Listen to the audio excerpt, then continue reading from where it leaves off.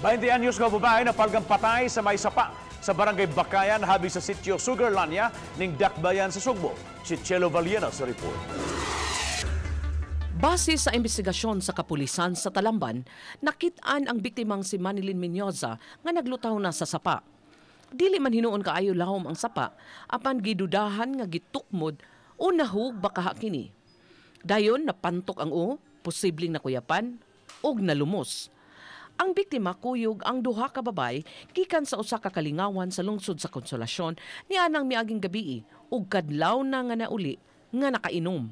Ang kanhi kapuyo niini nga si Melvon Esteliador, 23 anyos ug tricycle driver, gipatawag aron sa masukit-sukit sa kapulisan.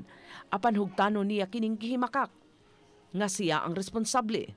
Ang inahan sa biktima nga si Gloria gusto usab nga masayod sa tinuod ug nanawagan og hustisya sa nahitabo sa iyang anak.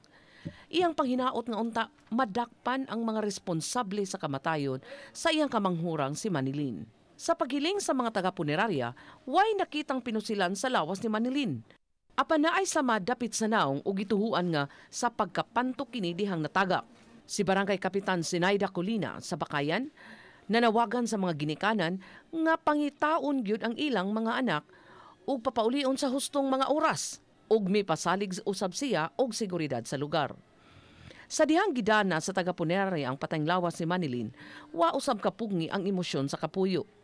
Si Manilyn kutob lang sa grade 9, way trabaho ug dunay diferensya sa iyang mata. Samtang ang kapulisan mipasalig usab og dugang mga pakisusi sa kamatayon sa babay. Chelo Valiena, Balitang Bisdak.